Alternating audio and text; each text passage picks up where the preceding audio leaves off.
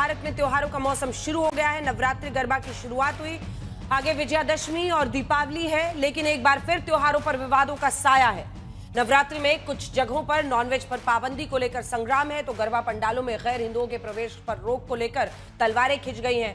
उधर मुस्लिमों के बाराफात के आई लव मोहम्मद के नाम पर यूपी के कानपुर से शुरू हुआ ये जो तनाव पोस्टर्स के जरिए बढ़ा, वो अन्य जगहों पर फैला। कानपुर में पुलिस ने आई लव मोहम्मद बोर्ड को गलत जगह लगाने पर एफआईआर दर्ज की, लेकिन अफवाह ये फैला दी गई कि इस अभिव्यक्ति पर ही एफआईआर कर दी गई है।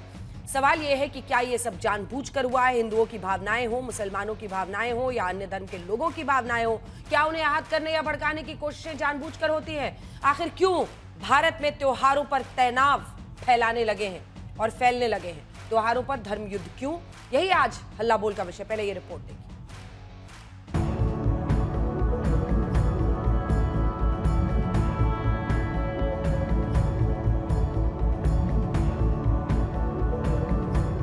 नवरात्रि पर मीट की दुकानों को बंद करने के फरमान और गरबा पंडालों में गैर हिंदुओं का प्रवेश का मसला।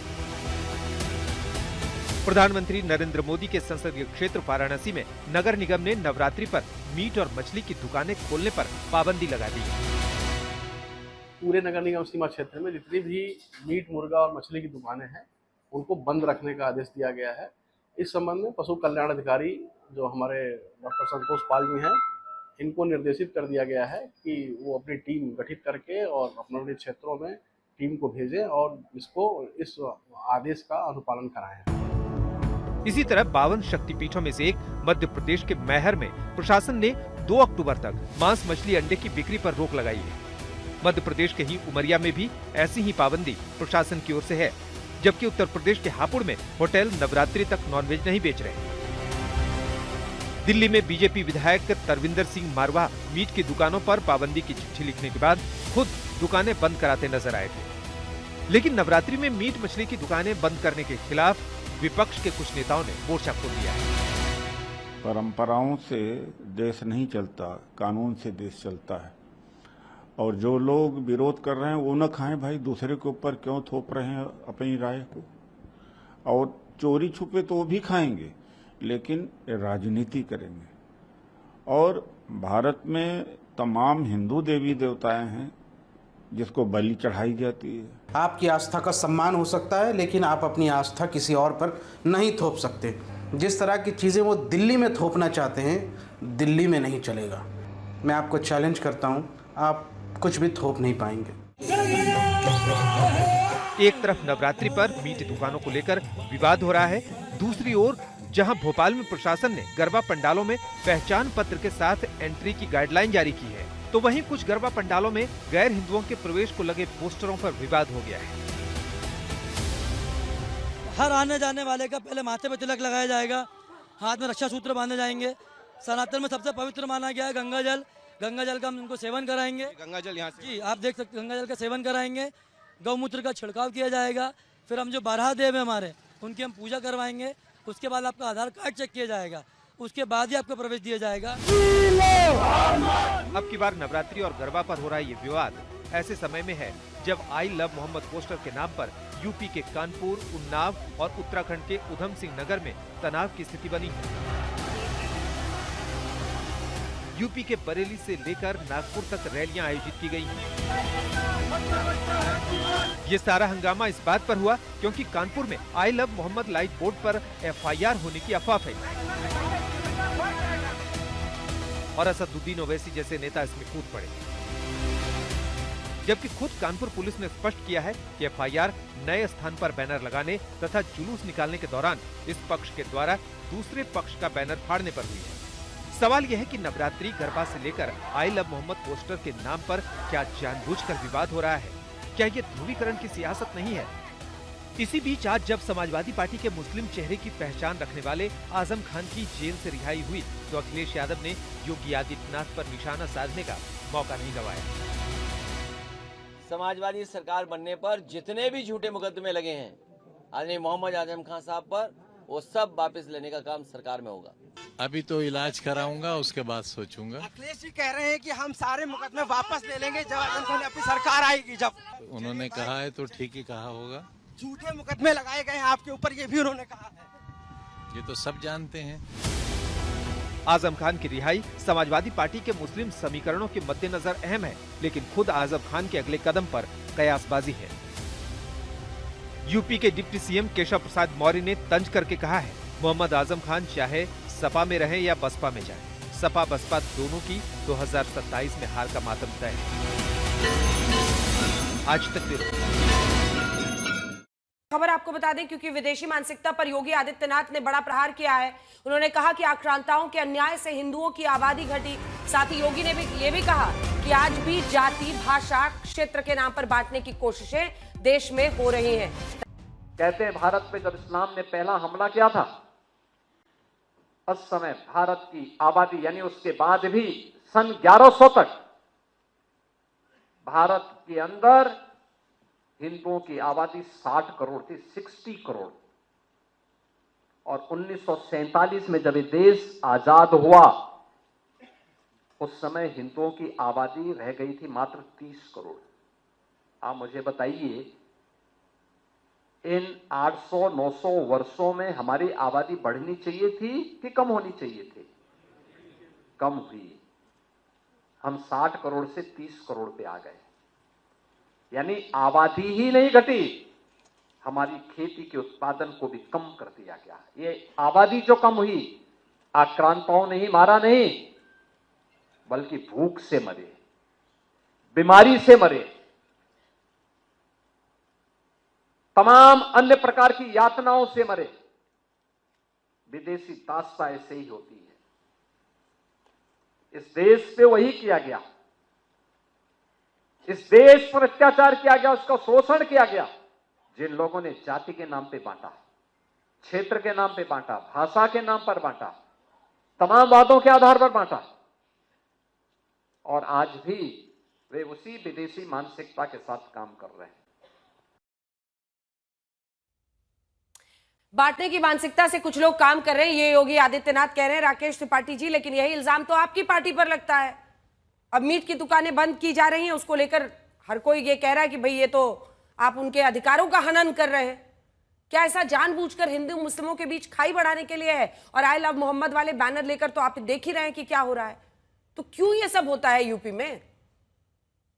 देखिए, आई लव मोहम्मद के बैनर को लेकर के आपके चैनल ने, मुझे लगता है, बहुत स्पष्टता से पक्ष सबके सामने रख दिया है कि उसमें तथ्य क्या है, सत्य क्या है और किस प्रकार से अफवाहें फैलाने का प्रयास किया गया है। आई लव मोहम्मद के बैनर को लेकर के किसी प्रकार का ना कोई विवाद था, ना किसी को लेकर के उस पर कोई आपत्ति है। लेकिन एक अनाधिकृत स्थान पर बैनर लगाया गया, जिसको स्थानीय प्रशासन ने बातचीत करके उसको उचित स्थान पर लगा दिया था। बारह वफात के जुलूस में जिस प्रकार का उपद्रव करने का प्रयास किया गया, उसको लेकर के एफआईआर दर्ज होती है। और कैसे एआईएमआईएम के चीफ असदुद्दीन ओवैसी जानबूझ करके भड़काऊ ट्वीट लिखते हैं। समाजवादी पार्टी, आरजेडी, कांग्रेस, वामपंथी, तमाम ऐसे नेता जानबूझ करके आई लव मोहम्मद से उसको जोड़ करके एक इलीगल एक्टिविटीज को आई लव मोहम्मद के नाम पर जस्टिफाई करने की कोशिश करते हैं और देश भर में जुलूस निकालने का प्रयास शुरू हो जाता है। ये सारी बातें क्यों शुरू होती हैं? क्योंकि मालूम है पितृपक्ष समाप्त हो रहा है, नवरात्रि के त्योहार प्रारंभ हो रहे हैं और कैसे हिंदुओं के त्योहार में खलल डाला जाए। कोई एक भी त्योहार हिंदुओं का ऐसा नहीं है जिसको लेकर के रैपिड एक्शन फोर्स को मार्च ना करना पड़ता हो, पैरामिलिट्री फोर्सेस को संगीनों के साए में हिंदुओं के त्योहारों को संपन्न कराना पड़ रहा है। यह दुर्भाग्य है और यह दुर्भाग्य आज तमाम राजनीतिक दलों के सह के नाते स्थापित हुआ है। लेकिन कठोर कानून के डंडे से ऐसी बातों को रोका जाएगा। सबको अपने त्योहार मनाने की आजादी है। किसी का रमजान का महीना हो, कोई 25 दिसंबर का त्योहार, क्रिसमस का त्योहार मनाना चाहता हो या नवरात्रि के त्योहार हो, कोई गरबा करना चाहता हो, किसी प्रकार की रोक किसी भी कार्यक्रम पर नहीं हो सकती। हाँ, ये बात जरूर है कि एक दूसरे की आस्था का, भावना का सबको सम्मान रखना चाहिए। अगर नवरात्रि के त्योहार के समय में इस बात की अपेक्षा हिंदू समाज कर रहा है कि मंदिरों के आसपास मीट मछली की दुकानें ना लगाई जाए क्योंकि इससे भावनाएं आहत होती हैं, तो मुझे लगता है कि बड़ा मन करके ओवैसी साहब को खुद कहना चाहिए कि मुस्लिम समाज के लोग इन 9 दिनों तक अपनी मीट मछली की दुकानें बंद कर दें। और केवल मुस्लिम समाज नहीं, हिंदू समाज के लोग भी जो भी मीट मछली की दुकानें लगाने का काम करते हैं, उन सबको भावनाओं का सम्मान करना चाहिए और कानून इस बात की व्यवस्थाएं की जाती है। आपको ध्यान में है कि आबकारी के संदर्भ में इस तरह के कानून पहले से मौजूदा है कि जहां कहीं भी स्कूल है, मंदिर है, वहां पर आबकारी की दुकानें नहीं हो सकती है। उत्तर प्रदेश के कई ऐसे तीर्थ स्थलों पर पहले ही मांस मछली पर प्रतिबंध लगाया गया है। देश में भावनाओं का ध्यान रखना ये राज्य सरकार की, केंद्र सरकार की जिम्मेदारी है और इस जिम्मेदारी का पालन कर रहे हैं। ठीक है, वारिस पठान जी जवाब दीजिए। कानून तो सबके लिए बराबर है। वारिस पठान जी, क्योंकि सबसे पहले नहीं सवाल तो सुनिए, सबसे पहले आप ही के अध्यक्ष ने इसको लपका था, इस पूरी जानकारी को, उनका वो पोस्ट आया और ऐसा लगा कि एक पूरा आंदोलन छेड़ा जा रहा है। क्या आपको पता है, कानपुर पुलिस ने ही बताया है कि तय जगह पर पोस्टर नहीं लगाकर दूसरी जगह पर उकसाने के लिए पोस्टर लगाने की वजह से एफआईआर दर्ज की गई। दोनों पक्ष जो एक दूसरे पर हमला कर रहे थे उसको लेकर ये एफआईआर दर्ज की गई है। भड़काया तो ऐसे गया जैसे मतलब, अरे क्यों करना है ऐसा, क्यों करना है? आई लव मोहम्मद सल्लल्लाहु अलैहि वसल्लम, अगर ये बोलने पर वारिस पठान पे आप 1 लाख एफआईआर कर दो, मुझे फांसी पे चढ़ा दो, मुझे सूली पे चढ़ा दो, तो भी कोई गम नहीं है। सब कुछ कुर्बान है, मैं खुशी खुशी चढ़ जाऊंगा। नाखून कटाकर शहीद बनना ना एक मुहावरा है गुरुदेव। अरे सुनिए वारिस भाई, नाखून कटाकर शहीद बनना ना एक मुहावरा है, वही काम अभी आप कर रहे हैं। आराम से टॉपिक पर बोलिए, क्यों उकसा रहे हैं लोगों को? कोई उकसा नहीं रहा है, इसमें कोई सियासत नहीं है, इसमें कोई दूसरी बात ही नहीं है, क्योंकि हुजूर के सदके तुफैल में अल्लाह ने पूरी कायनात बनाया, रहमतुल आलमीन बना के भेजा, पूरी दुनिया के लिए बना के भेजा उनको। और सिर्फ आई लव मोहम्मद सल्लल्लाहु अलैहि वसल्लम बोलने के ऊपर वहां पर एफआईआर हुआ है, ये यहाँ जाओ वहां जाओ, ये सब झूठ बोल रहे लोग। क्योंकि मैं खुद देख चुका हूँ, मुंबई के अंदर बाइक अल्लाह में सिर्फ एक छोटी सी रैली निकाली, 50 औरतों ने, वहां पर एक लड़का था साथ में, उसके ऊपर एफआईआर कर दिया। फिर बोले नहीं आई लव मोहम्मद पे नहीं किया, आपने जबरदस्ती भीड़ इकट्ठा किया। अरे कौन से प्रावधान के तहत तुम ये कर सकते हो? और अंजना जी बात समझ लीजिए, देश का नहीं पूरे विश्व का मुसलमान अपने मरते दम तक, कयामत तक ये बोलता था, बोलता है, बोलता रहेगा। अब इनको एक बार तस्वीरें दिखाइए, टीवी है सामने में, वकील साहब ऑफिस में बैठे कहीं बाहर बैठे हैं, टीवी है सामने में, देखिए सीमांचल में आए हैं, सीमांचल में आए, टीवी है, मोबाइल है हाथ में, मोबाइल है, यूट्यूब देखिए। हाँ तो यूट्यूब पे खोलिए चैनल को, देखिए और देखिए वहां पर आज तक को खोलिए यूट्यूब पर और देखिए ये क्या ट्रेंड है, ये कौन सा नया ट्रेंड है। और ये दूसरा दिखाइए, छोटे छोटे बच्चों से इस तरह के नारे, कई नारे तो ऐसे हैं जो हम सुना भी नहीं रहे हैं दर्शकों को, उकसाने वाले नारे, और ये पुलिस के साथ मारपीट, ये भक्ति है, ये क्या है, ये मारपीट क्या है, ये मारपीट क्या है? आप मुझे बताइए अंजना, ये पुलिस वाले को खदेड़ रहे हैं, दौड़ा के मार रहे हैं, पुलिस वाले को मार रहे हैं, पत्थरबाजी कर रहे हैं। अरे देखिए, वायलेंस नहीं होना चाहिए, वायलेंस कहाँ हुआ, पुलिस इंक्वायरी करेगी। लेकिन यहाँ पे सवाल क्या आ रहा है, आपने क्या कहा कि नारे लगा रहे, अरे आई लव मोहम्मद सल्लल्लाहु अलैहि वसल्लम बोलने कब से नारा होगा? ये तो हमारे दिल से निकलता है, हमारी जुबान का, हमारा अंतरात्मा की बात है। इससे किसी के दिल को आहट पहुंचती है क्या? किसी की भावनाओं को ठेस पहुंचती है क्या? किसी की ठेस नहीं पहुंचती। और ये तो हम बोलते रहते हैं, बोलते रहेंगे अंजना जी, इसमें कोई नो डाउट नहीं है। लेकिन हम एफआईआर कौन से प्रावधान के तहत कर सकते हो? चलिए बताइए मेरे को। अरे कानून हम भी पढ़ते हैं, लिखते, सब पता है हमको। क्या कानून के अंदर ये लिखा हुआ है क्या? आप जेएसआर नहीं लिखते हो, बैनर नहीं लगाते हो, लगाते हो, अब तो कभी आपत्ति नहीं उठाते ना, मगर ये नफरत फैलाना है। अभी नवरात्रि का देखो फेस्टिवल आ रहा है अंजना जी, जा रहे मीट की दुकानें बंद करो। अरे मैं चैलेंज करता हूँ, यही तो मैं आपसे पूछ रही हूँ ना सर, कि आप कई सालों से टीवी पर बैठ के ज्ञान दे रहे हैं कि ये लोग जय श्री राम का नारा लगाकर लोगों को उकसाते हैं, तो फिर ये क्या नया ट्रेंड आपने शुरू करा दिया और इसको प्रमोट कर रहे हैं? उन्नाव में देखिए, और वही नारा है जो बहुत आपत्तिजनक नारा है, जो हम नहीं सुना रहे हैं, आपको भी पता होगा कौन सा नारा है। बच्चे, छोटे छोटे बच्चे, उन्नाव का तस्वीर देखिए, वो जो नारा है अंजना जी, मैं समझ गया, उसका तो मैंने हमेशा से कंडेम किया आपके चैनल पर भी बैठ के। किसी को ऐसा नारा लगाने की वो जरूरत नहीं है जिससे भड़काऊ भाषण हो जाए, जिससे वायलेंस भड़के। चाहे फिर वो ये वाला नारा हो, चाहे फिर देश के गद्दारों को डैश डैश डैश गोली मारो, चाहे कोई भी नारा हो जो वायलेंस की तरफ लेके जाता है, किसी को बोलने का अधिकार नहीं है। मगर ये नारा नहीं, ये हमारे दिल की बात है, आई लव मोहम्मद सल्लल्लाहु अलैहि वसल्लम। अब बात नंबर 2 पे मैं आ रहा था, आपने मुझे बीच में टोक दिया। ये नवरात्रि का फेस्टिवल चल रहा है, पूरे देश में चल रहा है, नवरात्रि का फेस्टिवल पूरे देश में चल रहा है। अब ये विश्व हिंदू परिषद और मैं बजरंग दल और ये गौरक्षकों को चैलेंज करता हूं, जिस तरह आप दिल्ली में जाके दुकानों को बंद कर रहे हो, मटन चौक, हिम्मत है गोवा में जाके बंद करा के दिखा दो, मान जाऊंगा तुम्हारे को। वहां तो ओपनली बिक रहा है, कट रहा है, बट रहा है बीफ। और भारत देश विश्व का 2nd नंबर पे आ गया बीफ एक्सपोर्टर पे। और 6 में आपको नाम बताऊंगा जो टॉप बीफ एक्सपोर्टर है, स्लॉटर हाउस चलाते हैं बीफ का, वो नॉन मुस्लिम है मगर मुसलमानों के नाम से काम करते हैं, क्योंकि वो बीजेपी को इलेक्टोरल बॉन्ड देते हैं ना, चुनाव में फंडिंग करते हैं, उनके खिलाफ नहीं बंद कराएंगे। कटता है, बटता है, बिकता है, भारत को 2nd नंबर के ऊपर लेके चले गए बीफ में। इनको शर्म आना चाहिए, हिम्मत है, जाइए। गांव गोवा में नहीं जाएंगे, गोवा में तो गाय जम्मी, मगर हाँ तुम्हारे यहाँ मम्मी, तो वहां पे जाके गरीबों को बंद कराओ। अरे एक दिन आप गरीब की दुकान बंद कराते हो ना, कितने लाखों करोड़ों का नुकसान होता है आपको पता है लोगों का। गरीब सुबह काम करता है, रात को घर पे पैसा लेके जाता है, तो उसके घर पे चूल्हा चलता है। राकेश त्रिपाठी जरा सोचो उसके दिल की हालत। हमारी भी आस्था है, देश आस्था से चलेगा, संविधान से चलेगा, संविधान से चलेगा। तो वारिस पठान भी 10,000 मरतबा बोल चुका है कि ईद मिलाद के दिन महाराष्ट्र सरकार में मैंने तो तब भी बोला था कि एक दिन के लिए दारू की बंदी करो, शराब बंदी करो, जो इस्लाम हराम है। क्यों नहीं जवाब दीजिए। रेवेन्यू लॉस हो रहा है, तो तुम्हारी आस्था हमारी आस्था वो पूछ रहे हैं कि जो ठीक है जिनकी मीट की दुकानें चलती हैं उनकी रोजी रोटी पर क्या होगा इसका असर?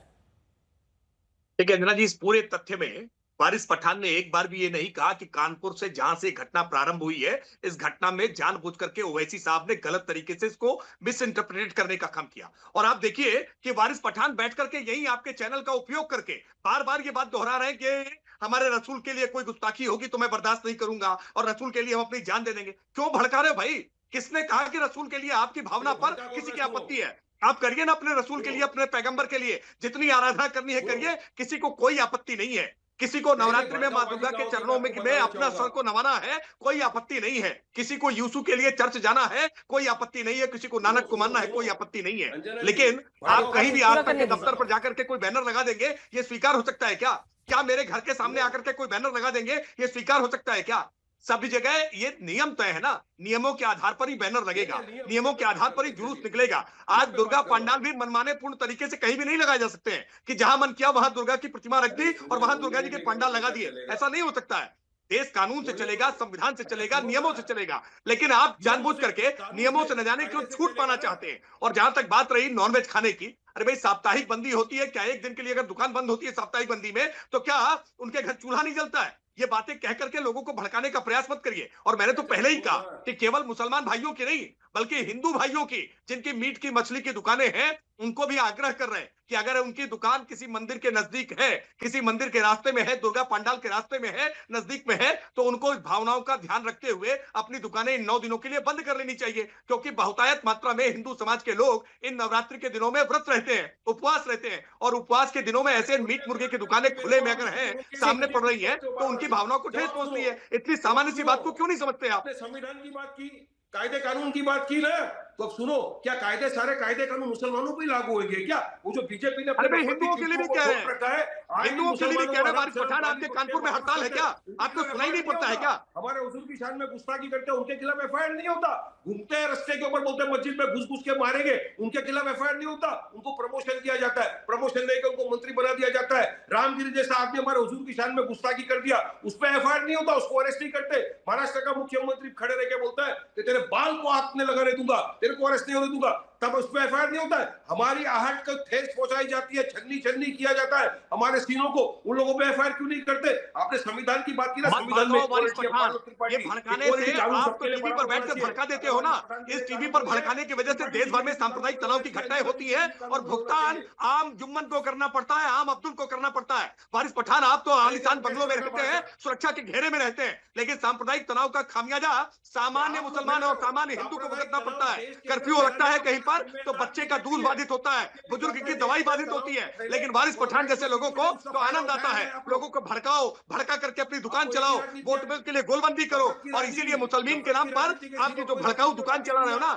ये दुकान देश के लिए हानिकारक है। और वारिस पठान इसलिए कह रहा हूं, तथ्य को सत्य को जनता के सामने रखो। आप कानपुर के संदर्भ में इस बात को जान चुके हैं कि वहां पर कानून का उल्लंघन करने वालों पर एफआईआर हुई। अब बोलिए वारिस जी बोलिए। और आपसे मैं रिक्वेस्ट कर रही हूँ, 3 और मेहमान है, मुझे उनके पास भी तुरंत जाना है। प्लीज इस मंच का इस्तेमाल किसी को भड़काने के लिए, उकसाने के लिए मत कीजिए, प्लीज उकसाइए मत। देखिए बीजेपी की मानसिकता और बीजेपी का षड्यंत्र और बीजेपी की नफरत फैलाने वाली राजनीति, ये सबसे ज्यादा देश को खराब कर रही है। अदालत नहीं चलेगी ना, तबाह कर रही है, बर्बाद कर रही है। वारिस भाई, आपकी हैदराबाद से अदालत नहीं चलेगी ना। कानपुर पुलिस अगर कह रही है, यूपी से चलेगी अदालत, कानपुर पुलिस चलाएगी। हाँ, पुलिस चलाएगी। अरे पुलिस ही प्रशासन चलाएगी, पुलिस ही जाकर बताएगी। जिन पुलिस वालों को पीट रहे हैं ना ये लोग, जिस पर आप मुंह बंद किए हुए हैं, वही पुलिस वाले बता रहे हैं कि गलत जगह पर उन्होंने, फिर बीच में बोल रहे हैं आपसे, एक बार मुझे कंप्लीट करने दीजिए। जब उन्होंने गलत जगह पर पोस्टर लगाया, उस पर एफआईआर दर्ज की गई है। जहां की अनुमति ली थी वहां पर उनके पोस्टर लगाने पर कैसे कोई एफआईआर दर्ज कर सकता है? गलत जगह पर लगाने पर हुआ। उसके बाद ये अफवाह फैलाई गई जिसमें कई लोगों ने घी डाला, उसके बाद से ही अलग अलग जगहों पर हो रहा है और कई जगहों पर गलत नारे लग रहे हैं।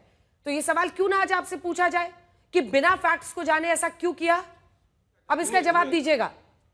देखिए ये पुलिस वाले को कैसे दौड़ा दौड़ा के पीट रहे हैं, ये कि ये क्यों ऐसे करेंगे इनके साथ? ये धर्म और ये भक्ति कैसे हो सकती है? कार्रवाई करो, जो दौड़ा के पीट रहा है उसके खिलाफ कानूनी कार्रवाई करो। वायलेंस उसके खिलाफ वारिस पठान नहीं बोलेंगे का अधिकार नहीं है। मगर एक चीज बताओ ना मेरे को अंजना जी, कौन से कानून के प्रावधान में लिखा है कि इस जगह से पोस्टर इस जगह लगाए तो कौन से सेक्शन में एफआईआर होता है? बताओ मेरे को। चलो इतने विद्वान आदमी बैठे ना, त्रिपाठी जी इतना बकवास कर दिए, बोल दिए, मुझे प्रावधान बताओ कहां पर लिखा हुआ है कि इस सेक्शन के तहत केस किया जा सकता है। वारिस जी क्या हुआ, आपके घर की बिजली कट गई क्या? अरे सीमांचल में बैठा हूँ, बिजली चली जाती है। देखो सीमांचल की हाल आपके सामने, देखो सीमांचल किशनगंज में बैठा हूँ, होटल में से बात। ओ मौका मिल गया इनको, मौका मिल गया। 4 दिन फिर भी देखिए सीमांचल में नहीं, बिजली बंद कराई होगी इन्होंने, ये बिजली बंद कराई होगी, ऐसे ही अफवाहें फैलाते हैं, झूठ फैलाते हैं। देखिए बिजली चला दिया, जैसे ही मैंने कहा वैसे ही बिजली ऑन कर दी इन्होंने। मेरी आवाज गई, तुम्हारे नीतीश बाबू तक तो बिजली आ गई। अब और आवाज देखिए सीमांचल में लाइट गई और तुरंत आ भी गई वारिस जी, दोनों पक्ष है इसके। हाँ, और हमारा आवाज गया ना, मजलिस का आवाज जाएगा तो बिजली भी आएगी, विकास भी होगा, स्कूल भी बनेगा, हॉस्पिटल भी बनेगा, इंजीनियर कॉलेज भी बनेगी।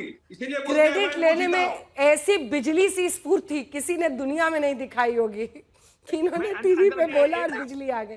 वो कमाल करते हैं। घटनाक्रम को लेकर के, कानपुर के घटनाक्रम को लेकर के मुझे लगता है एक बार इस टाइमलाइन को समझ लेना बहुत जरूरी है। ठीक है, एक बार बाकी मेहमानों को दिखा दीजिए जरा, बाकी मेहमानों को दिखाइए, बाकी मेहमानों। लेकिन वारिस भाई जो कह रहे हैं मलुक नागर साहब, वो इतना इंपॉर्टेंट भी तो है, क्योंकि अब देखिए अगर जानबूझकर यूपी में ऐसी दुकानें बंद होती हैं, वो कह रहे हैं गोवा में काहे नहीं करते हो?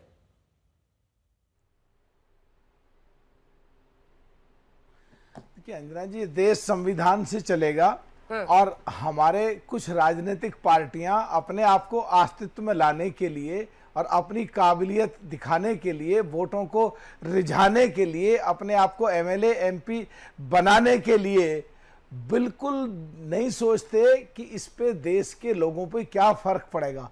मुसलमान इतने बेहतर तरीके से सोचते हैं। कितने लोग मुझे कांटेक्ट करते हैं टेलीविजन दिनों पे, यार तुम ये क्या बात कराते हो, क्या नफरत फैलाने की बात करते हैं कुछ लोग, इनको क्यों बोलते हैं ऐसा? ये आम मुसलमान आराम से रहना चाहता है, आम हिंदू आराम से रहना चाहता है। किसके लिए कहते हैं अकेले वारिस पठान या राकेश त्रिपाठी? वारिस पठान ने पाकिस्तान सुनो, वारिस पठान के नेता ने जब देश को जरूरत पड़ी थी पाकिस्तान और हिंदुस्तान के समय देश के लिए बहुत बेहतर काम करा और उन्होंने सिद्ध करा। वो मुसलमानों के ही नहीं, अभी देश के लिए भी काम करते हैं। लेकिन कभी कभी जो सो कॉल्ड इंडिया गठबंधन की सबसे बड़ी पार्टी कांग्रेस और उसकी सब साथियां ऐसे ही करेंगे, खड़े हो जाएंगे और एक तरफा बात करेंगे, दोनों तरफ की बात नहीं करेंगे। मेरी बात बीच में रह गई। आम मुसलमान आराम से रहना चाहता है। बहुत लोग हैं मेरे टच में, मेरा क्षेत्र भी ऐसा ही है। हम संविधान के द्वारा बिल्कुल हर जगह जरूरत पड़ने पे साथ खड़े हैं उनके। और आम हिंदू ऐसा रहना चाहता है, ईद पे इन्हें मुबारकबाद देना चाहता है, अच्छी बात करना चाहता है। पर ये लोग नफरत फैला करके, आज देश तरक्की कर रहा है, वर्ल्ड में हर जगह लड़ाई, टैरिफ वार चल रहे हैं। हमारा देश की जीडीपी 7.8 लगातार तरक्की कर रहा है। 2040 में आना था, चौथे नंबर पे 2025 में आ गया। ये इस तरह की बातें करके क्यों खराब माहौल कराना चाहते हैं? अगर कहीं कुछ बात हुई भी है तो कानून काम करेगा। चाहे पिछले दिनों सनातन धर्म की बात करके गोली चलाई बरेली में, तो सरकार ने सनातन धर्म का बिल्कुल साइड रखा और उठा के उनको कानूनी रूप से जो करना चाहिए था एनकाउंटर किया।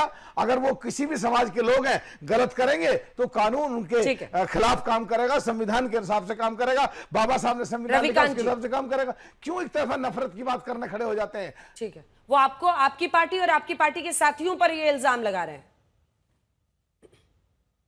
देखिए अंजना जी, वो इल्जाम लगा रहे हैं, वो उनका अपना मुझे लगता है मत है।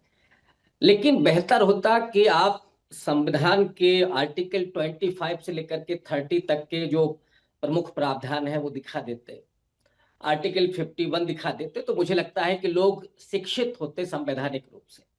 और जो अभी राकेश जी कह रहे थे कि हिंदू धर्म पर बड़ी दिक्कत है, मुझे लगता है कि 2014 के बाद हिंदू धर्म खतरे में आया। तो हिंदुओं को ये सोचना चाहिए कि जिस भारतीय जनता पार्टी की वजह से हिंदू धर्म खतरे में है, उस पार्टी को सत्ता से बेदखल करे।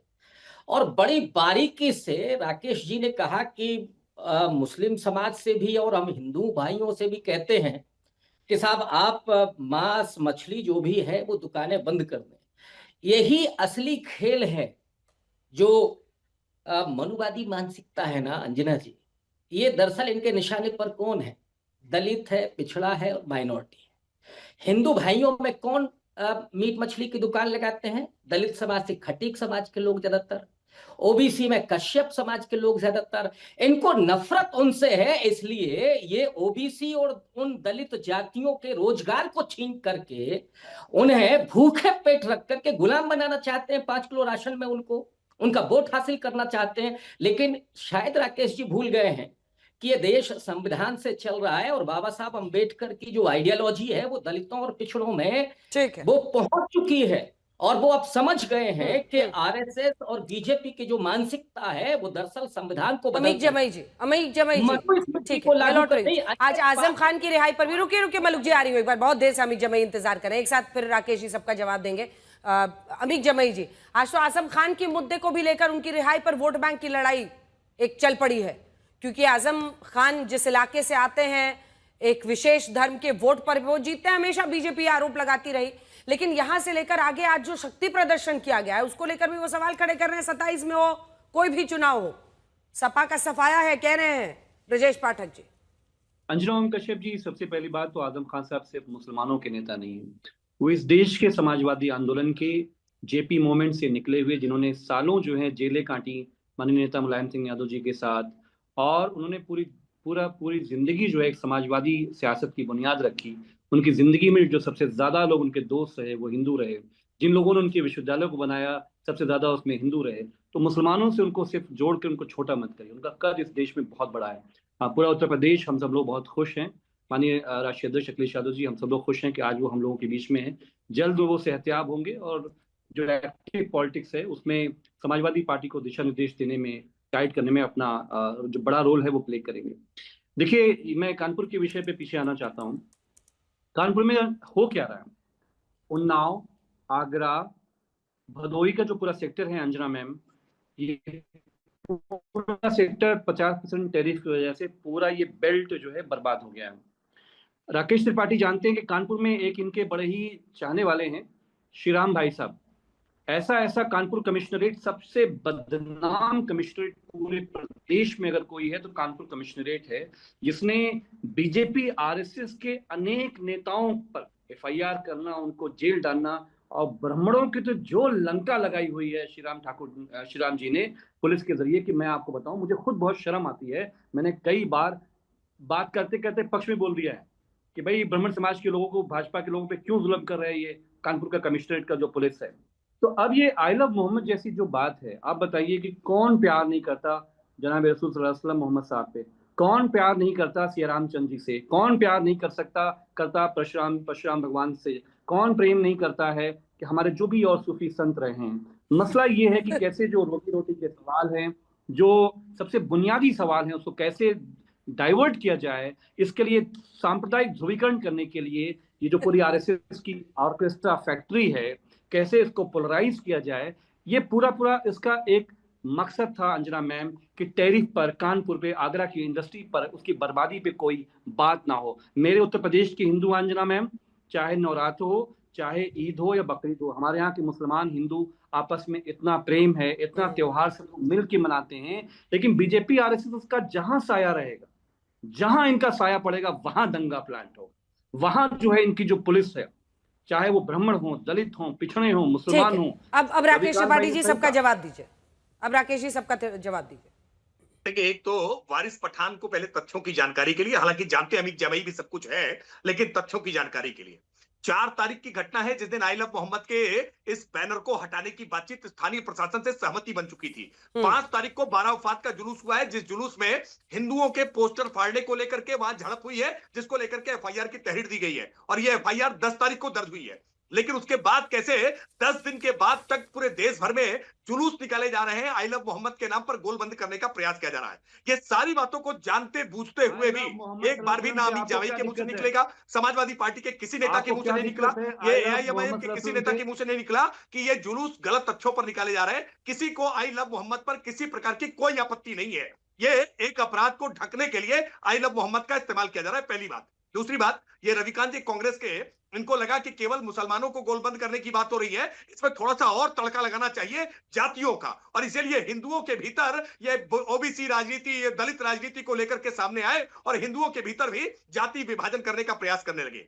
ये जाति के आधार पर, मजहब के आधार पर उत्तर प्रदेश को ऐसे ही बांटते रहे ना। आखिरकार क्या कारण है कि नवरात्रि के ये पर्व, जब पवित्र पर्व आते हैं तो इन पवित्र पर्व को लेकर के तरह तरह की समस्याएं क्रिएट करने का प्रयास होता है। सबको मिलकर के अपील करनी चाहिए ना। मैं आज तक के इस हल्ला बोल के कार्यक्रम में आप सबसे अपील कर रहा हूं कि बैठे हुए पैनलिस्ट इन सत्यता को जानते हुए देश के मुसलमानों से अपील करें कि वो इस प्रकार के जुलूस ना निकालें, कानून को हाथ में ना लें। आई लव मोहम्मद को लेकर के किसी प्रकार की कोई आपत्ति किसी को नहीं है। ये झूठ फैलाया जा रहा है, इस झूठ का पर्दाफाश करना चाहिए, लेकिन उसके बावजूद मैं जानता हूं कि पार्टी के नेता वारिस पठान ऐसा नहीं करेंगे, क्योंकि इनको लगता है कि इसी से तो राजनीतिक रोटी चमकेगी। ठीक है, वारिस जी हाथ उठा रहे हैं और मल्लू ये अमित जी भी। वारिस जी वैसे तो बिजली आपके साथ आंख मिचौली वहां पर खेल रही है, लेकिन दिक्कत तो ये है ना कि अगर ऐसे जुलूस निकलते हैं, कहां पर कोई उपद्रव कर दे, कहां पर आप देख ही रहे हैं पत्थरबाजी तक पुलिस वालों पर की गई है, इसको कैसे, इसकी गारंटी कौन लेगा, इसकी जवाबदेही किसकी होगी? टोटल गलत बात है,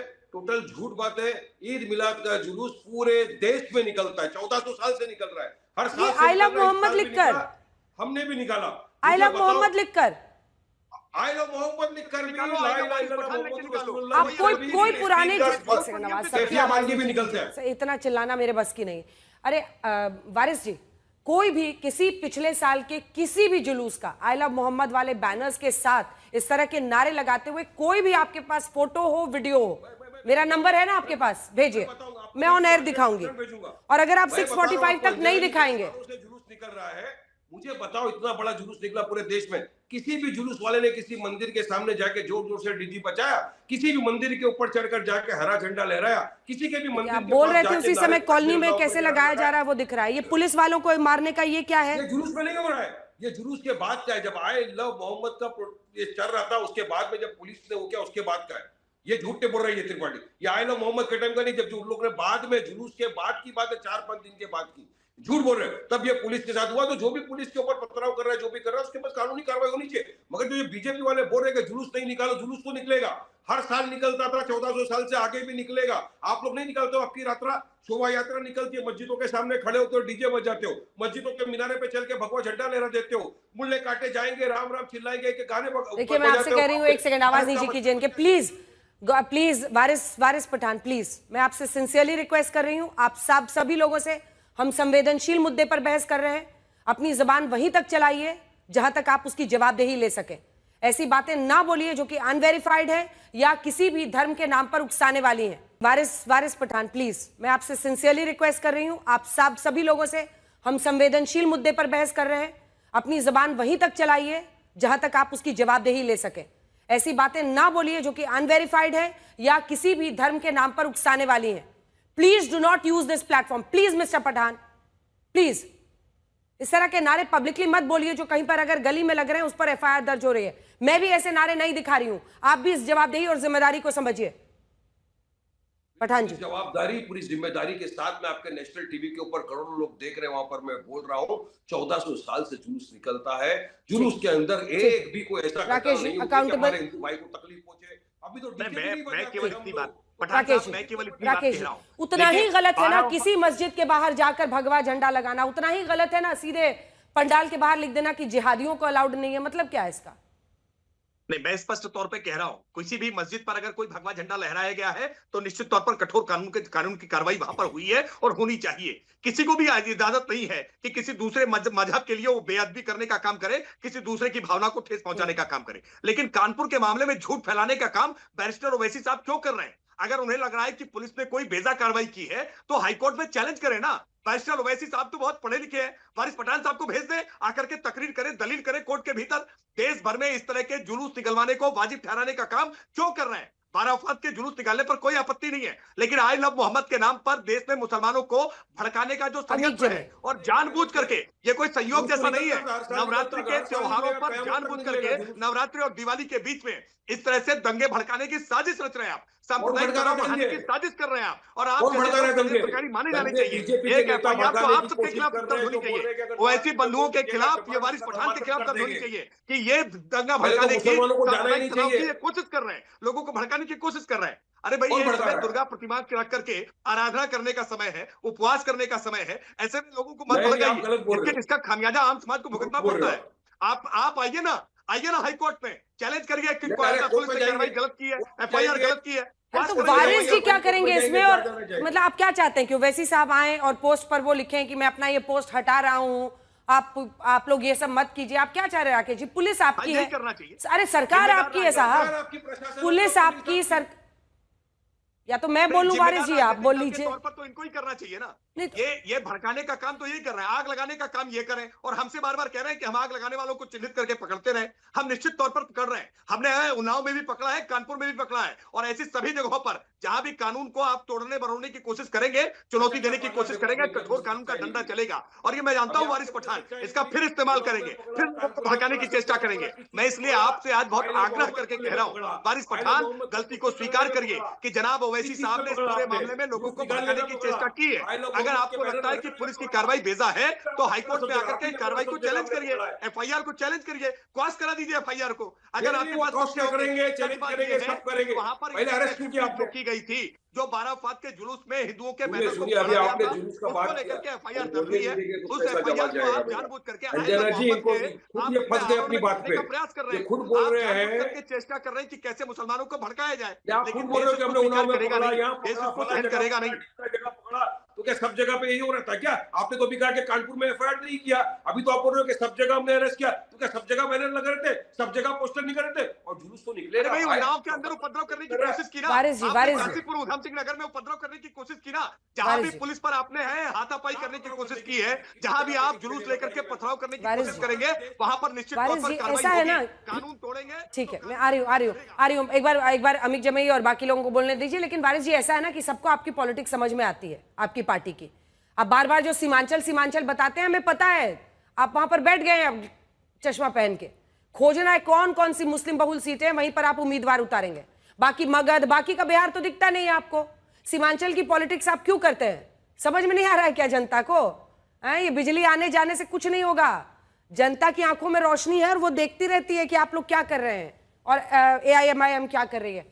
अमित जमई जी, आप इस पर बोलना चाह रहे थे, हाथ उठा रहे थे राकेश जी की बातों पर, लेकिन अब वो कहते हैं कि गोवा में क्यों नहीं बंद करवाते हैं? भाई कहावत है ना भारत के लिए कि कोस कोस पर पानी बदले 4 कोस पर वाणी। सबकी जो अपनी प्रथा, जो संवेदनाएं हैं या जो अपने लोगों की आस्थाएं हैं, उसकी वजह से अब यूपी बिहार में दिल्ली में लोग नवरात्र में नहीं खाते हैं। भाई आंजना मैम, आप पहले समझिए इस बात को। उस पर क्या लिखा हुआ था? आई लव मोहम्मद, और उस पर दिल बना हुआ था। अगर दिल नहीं होता और मोहब्बत शब्द नहीं होता तो शायद राकेश त्रिपाठी जी की पार्टी को कोई दिक्कत नहीं थी। उस पर लिखा होता I hate that, I hate फलाना धर्म, आई हेट फलाना जाति, तो शायद वो हमारे वेरीफाइड होता। हमारे जो वज़ीर आला हैं, जो सूबे के मुखिया हैं, आई लव मोहम्मद लिखी उन्हें दिक्कत है, आई लव उर्दू लिखी उन्हें दिक्कत है। अभी देश के चैनलों को सोचिए आप, ये कहा गया है कि हिंदी भाषा को खराब किया जा रहा है। भाई हम 100 वर्ड बोलते हैं, उसमें 70 वर्ड उर्दू बोलते हैं। कोई भी हो इस देश का, कोई भी नेता हो, चाहे साउथ का हो, दक्षिण का हो, कहीं का भी हो, तो आई लव उर्दू से दिक्कत है, आई लव मोहम्मद से दिक्कत है।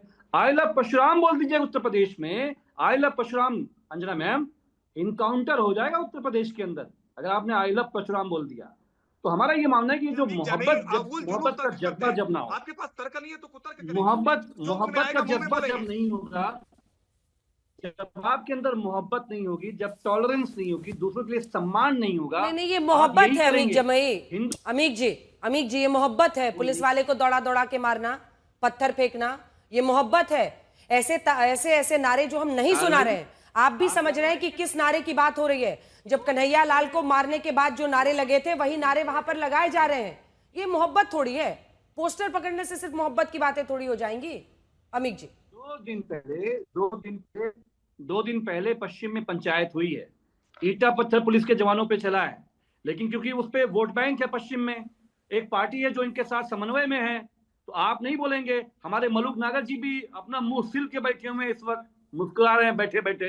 तो हमारा ये कहना है, पुलिस जवान, हमने कल भी कहा था, ये हमारे ही किसान मजदूर के लड़के हैं, लेकिन जब उनका इस्तेमाल कानपुर कमिश्नरेट में बैठा हुआ श्रीराम जब बैठकर ब्राह्मणों, दलित, बैकवर्ड मुसलमानों का काम लगाने में कर रहा है, राकेश त्रिपाठी तो नाम भी नहीं ले सकते आरएसएस का वो कौन नेता। मलुक जी जल्दी से एक आपको सीधा ललकारे वो, मलुक जी जल्दी।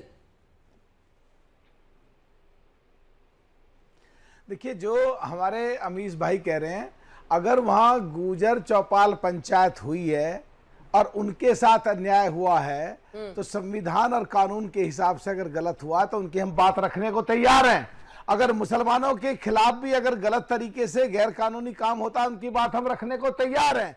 पिछड़े और दलितों के भी हम तैयार हैं। पर सो कॉल इंडिया गठबंधन की पार्टियों का मुंह क्यों फूट जाता है कि कांवड़ यात्रा हो चाहे अब नवरात्रे हो, उसी में मीट की दुकान वहीं खोलेंगे मंदिर के पास। भाई यार क्यों नहीं प्रार्थना। चलिए, वक्त इतने की इजाजत देता है।